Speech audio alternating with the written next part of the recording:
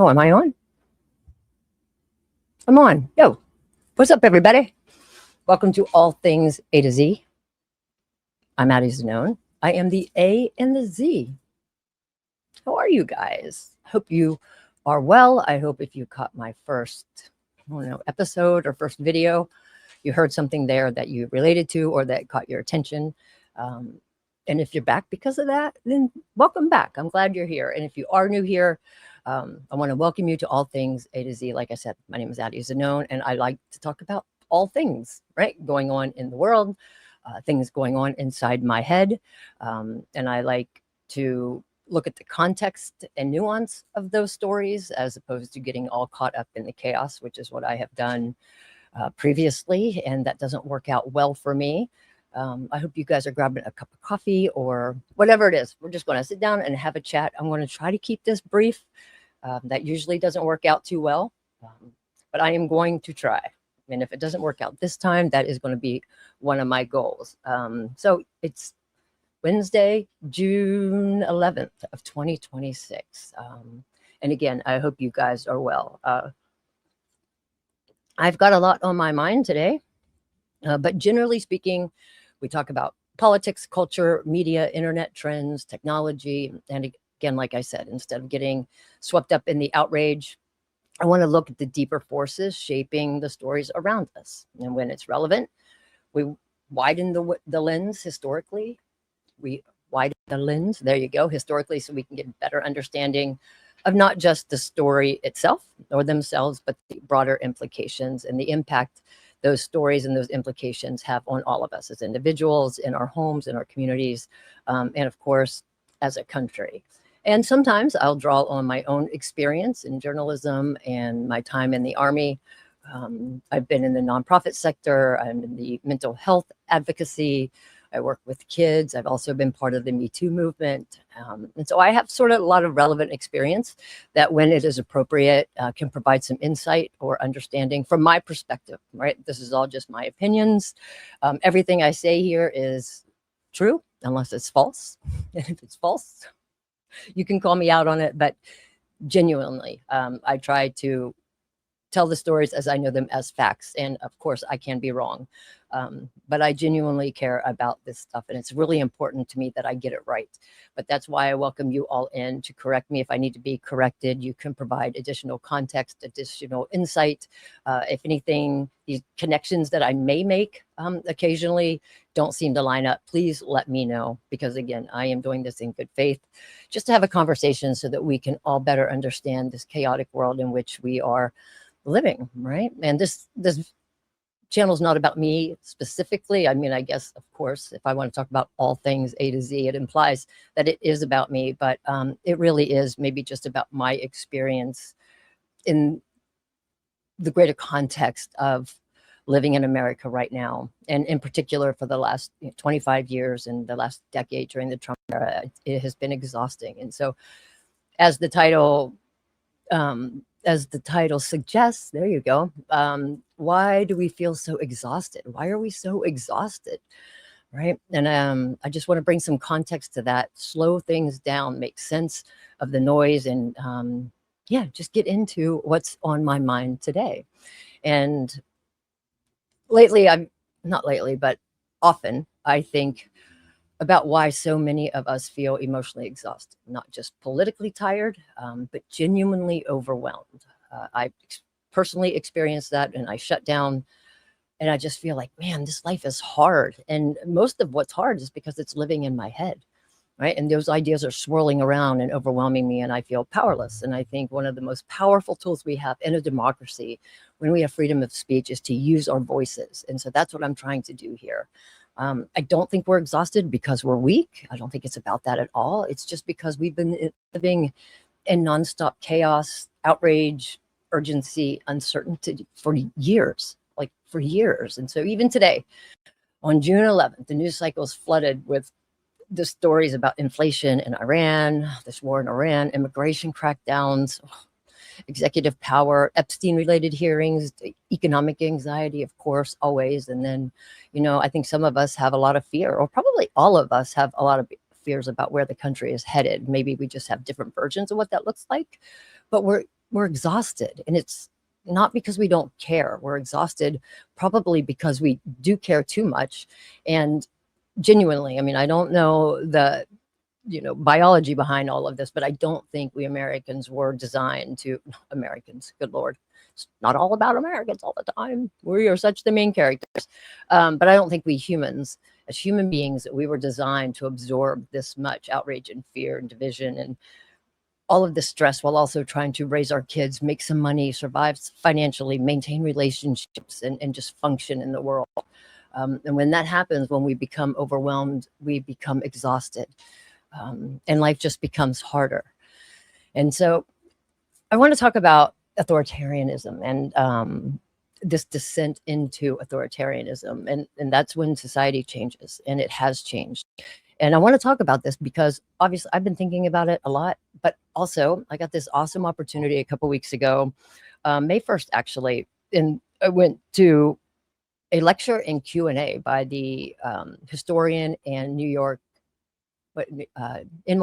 New York University professor, Ruth Ben-Ghiat. She is a scholar in authoritarianism. She studies strongman politics. Specifically, she studied about Mussolini in fascist Italy. But she also gave a Q&A recently for the Library Foundation of Newport Beach. So shout out public libraries. This was an amazing lecture that they facilitated. Also shout out Miss Janet. I was so happy. A friend of mine was like, hey, do you want to go to a lecture on fascism this afternoon? And I thought, where else would I want to be on a Saturday afternoon? But my friend Kim invited me there. I had no idea who was going to be lecturing. And I show up, and it's this lady who I have seen on CNN, MSNBC, talking about authoritarianism, particularly the last 10 years. And so, she gave an amazing presentation, but also a really scary one and an alarming one.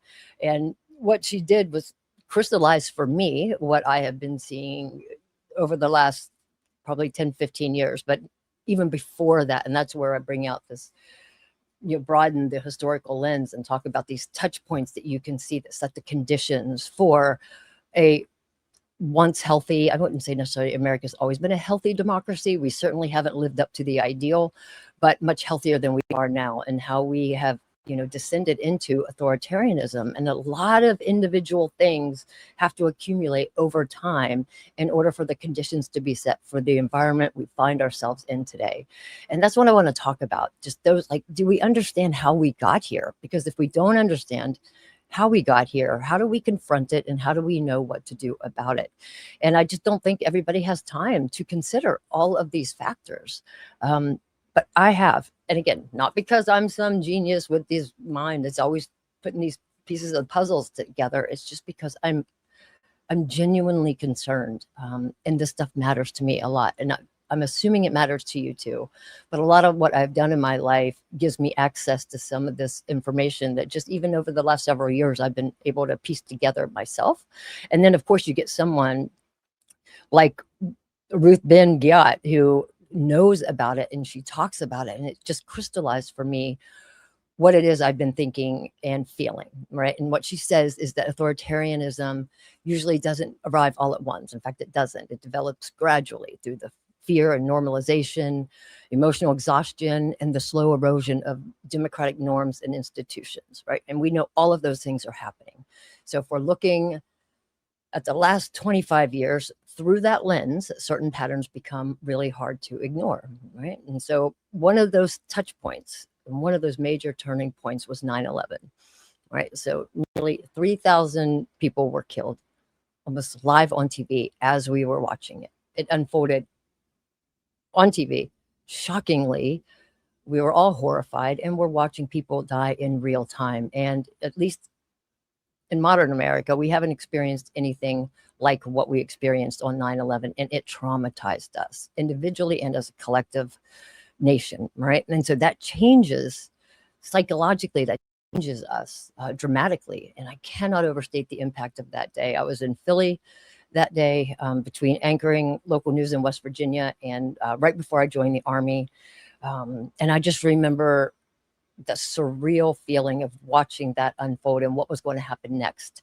And so Americans were absolutely horrified and shocked, as anybody would be. But the result of that is that after 9/11, we became much more willing to accept expanded government power in exchange for security and safety. We did not want that happening again. Oh my gosh, right? Like there's poor people who suffered that day. And so we're like, okay, Bush, Cheney, Rumsfeld, all you people, go ahead, take that power, do whatever you got to do, just keep me safe, keep my family safe. And so as a result, that expanded government overreach and government power.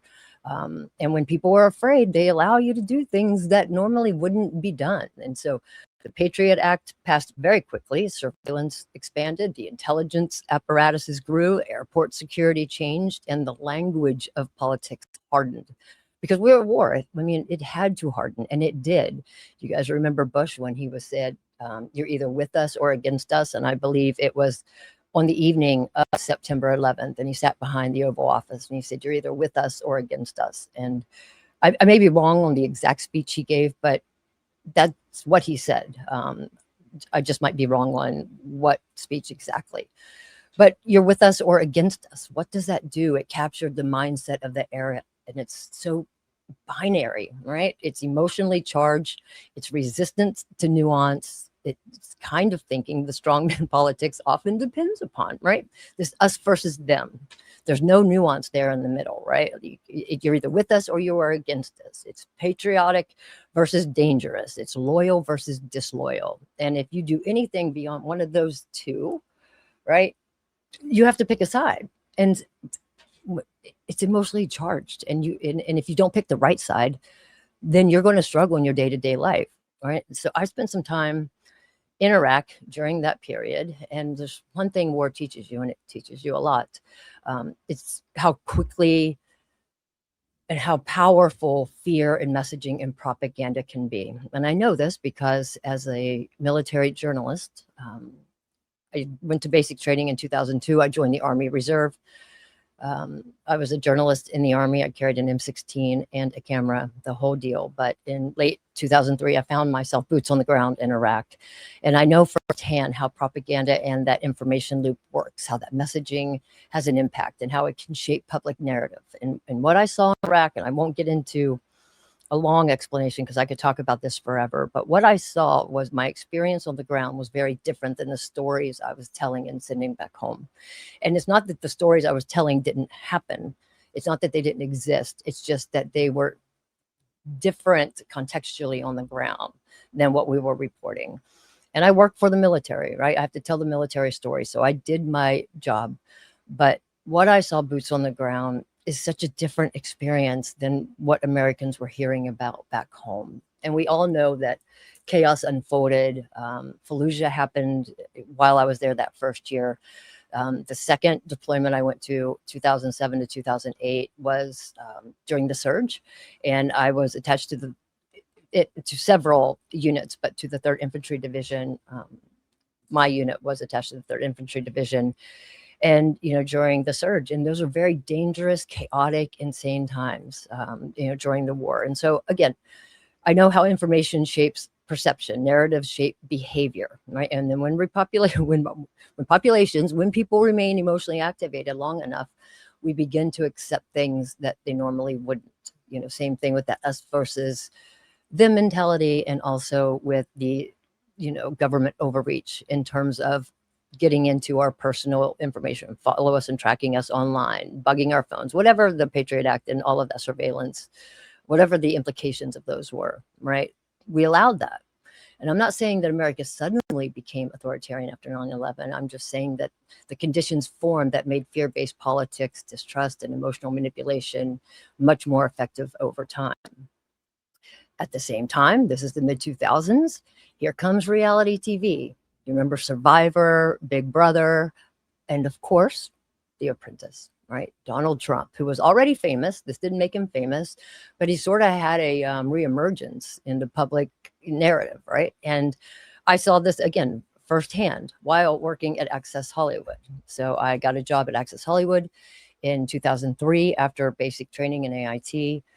I was working there for 3 months when I was deployed for the first time. I came back after that tour, resumed working there in early 2005. And when I came back, The Apprentice was one of the most popular shows on TV. And we loved Donald Trump at Access Hollywood because he makes great TV. I mean, he makes great TV and he's really entertaining, and he would say anything. I mean, he would just say whatever. So he makes great TV. And so we had him on Access Hollywood all the time, right? And he wasn't a political leader at this time, but he was more so entertainment. And The Apprentice presented him as decisive and wealthy and successful and very certain, right? And so he could speak with some authority because he is an entertainer. Like, he's a showman more than anything else, an amazing marketer, this dude.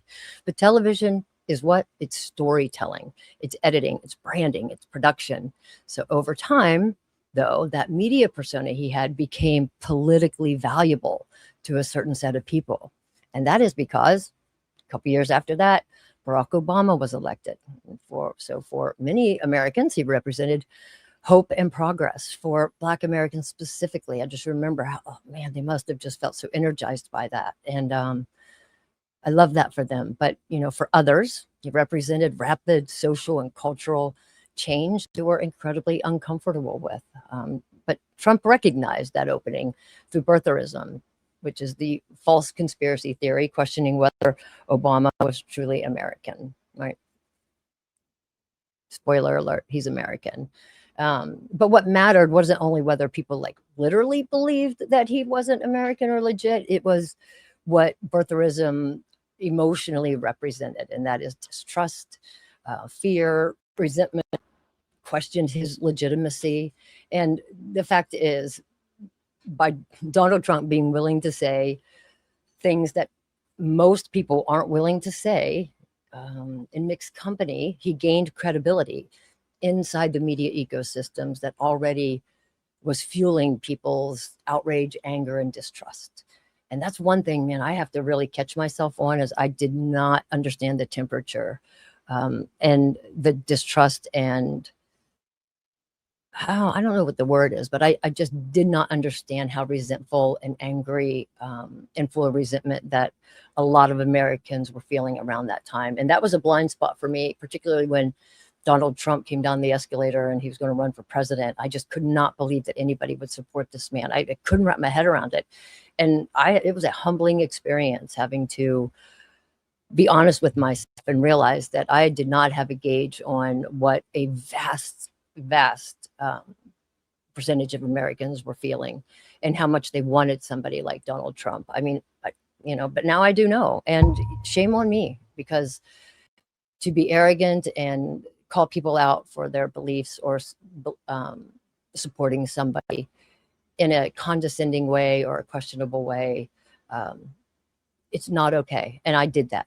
And I'm really glad, though, that I can see how I was wrong and take a look back and realize that I was. And that creates some empathy and understanding and broadens my mind to understand that I have to meet people where they are, because we're all a collection of our experiences. All right.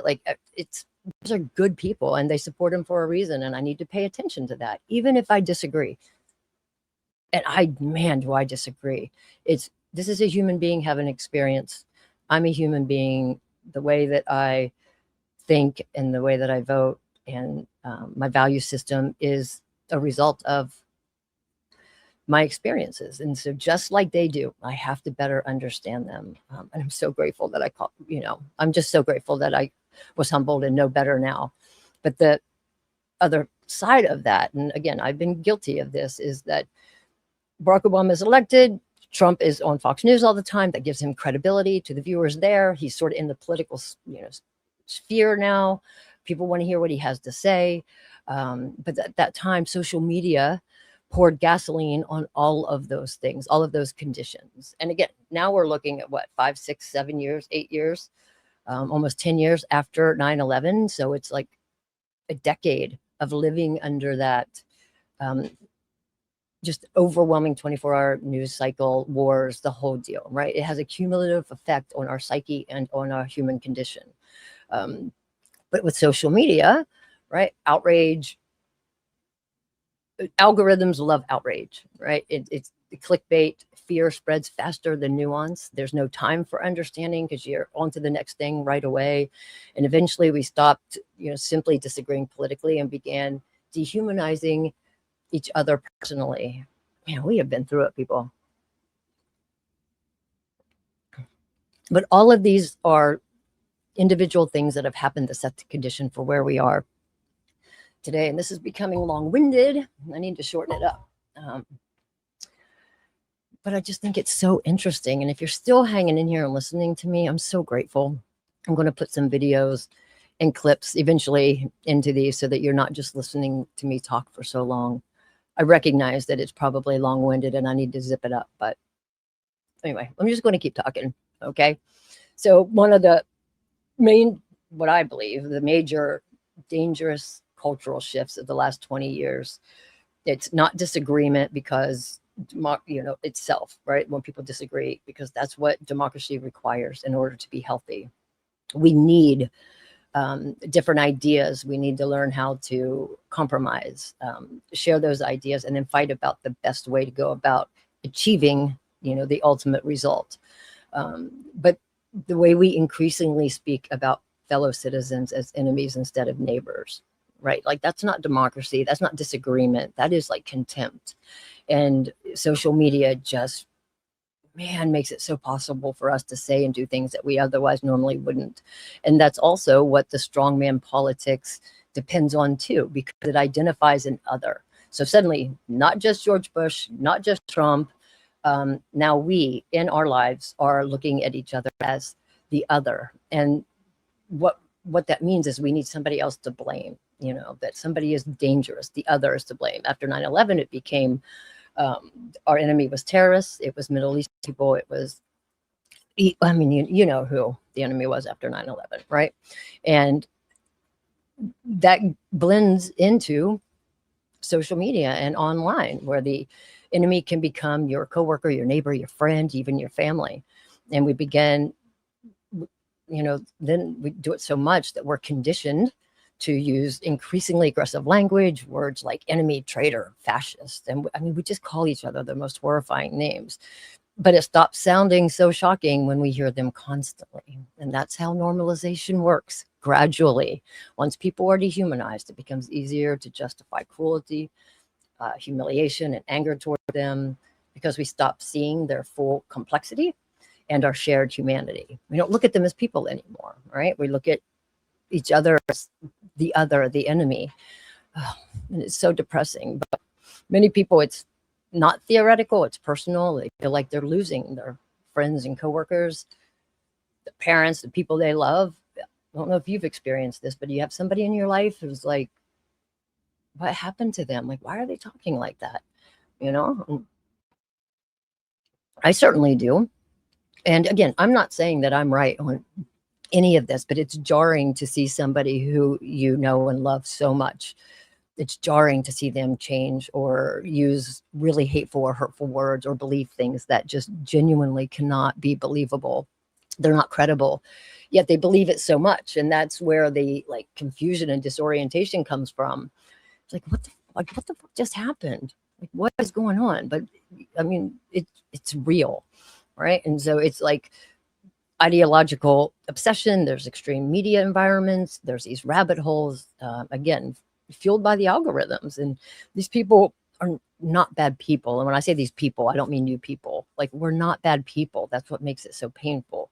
We're kind, loving, generous in other areas of our lives. But over time, we're consumed by the media ecosystems built around fear, anger, uncertainty, and then that tribal identity, all right? Because they hear the same thing over and over and over again. They often don't realize how much of their language and behavior or worldview has shifted, how much that what they are saying is absurd. Everything starts to sound normal to them. And these conversations become harder to have with people because they genuinely believe they're becoming more informed. They'll say, I've done my research, while consuming emotionally reinforcing content inside closed information loops designed to keep them angry. It's by design. They want to be angry. They want them to be afraid. They want us to be engaged.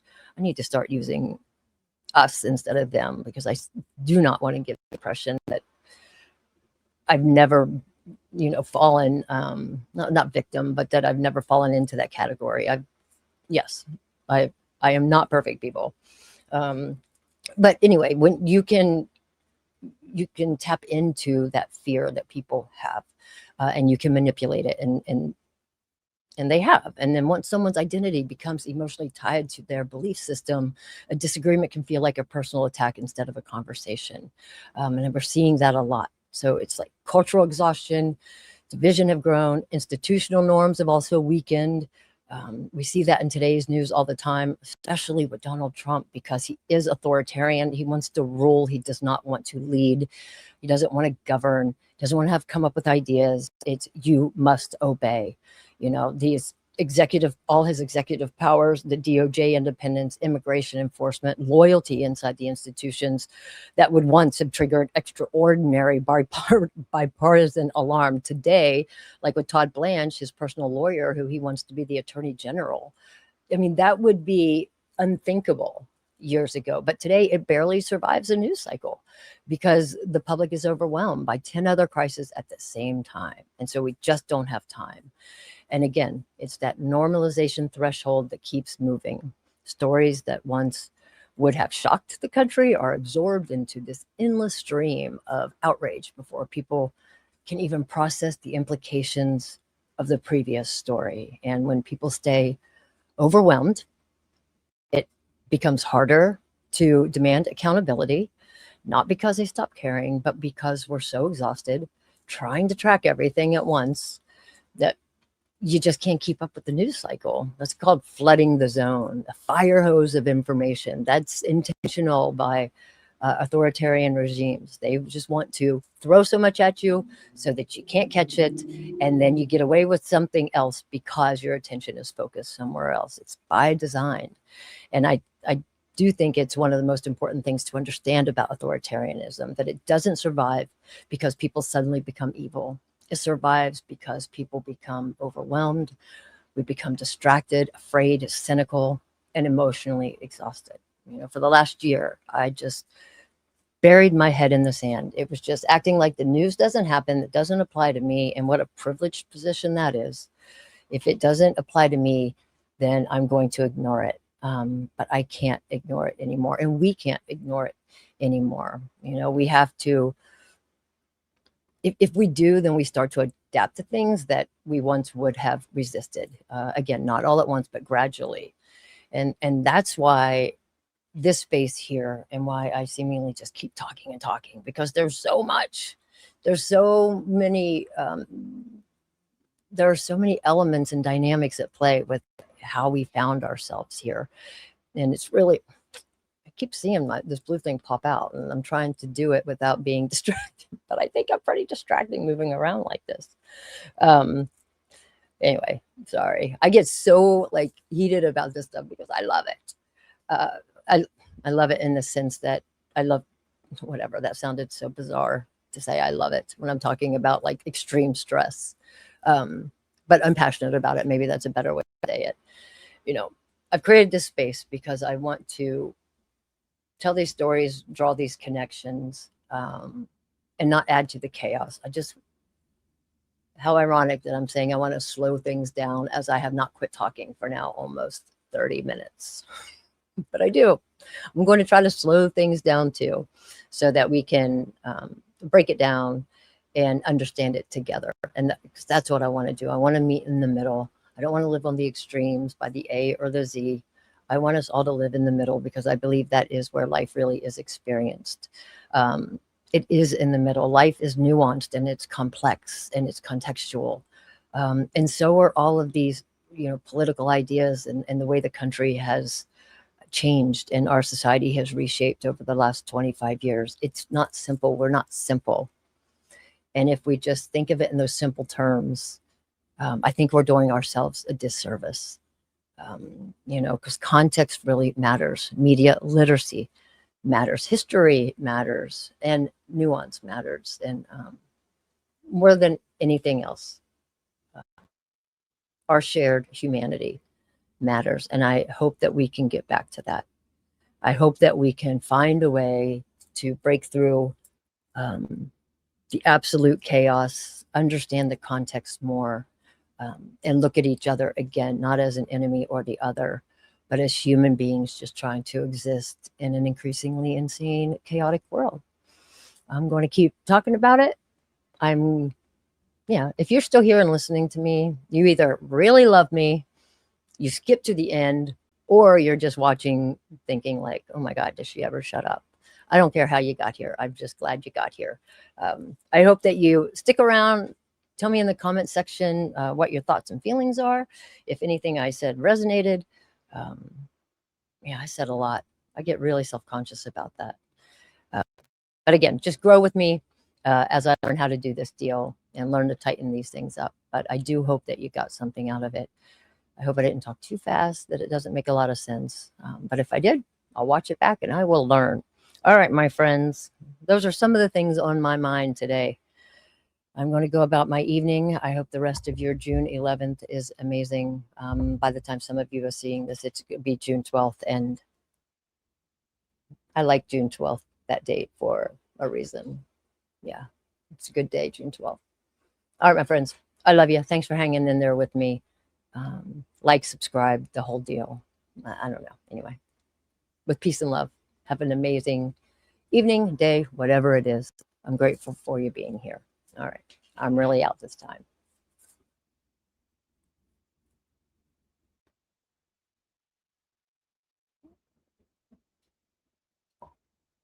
Holy crap, on the front end and back end. Oh my God. All right, I'm out.